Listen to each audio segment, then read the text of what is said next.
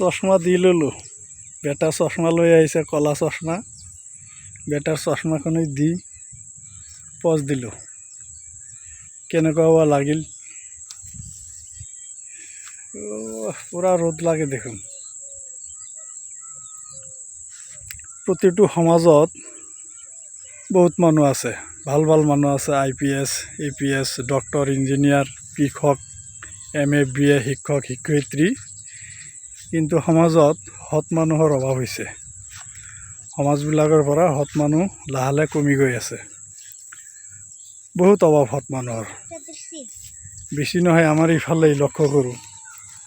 হয়তো ময়ো সৎ নহয়, আপোনালোকে ক'ব যে আপুনি আৰু ভাল নেকি? ময়ো সৎ নহ'ব পাৰোঁ। সৎ মানুহৰ অভাৱ হৈছে, গতিকে সকলোৱে সৎ হওক।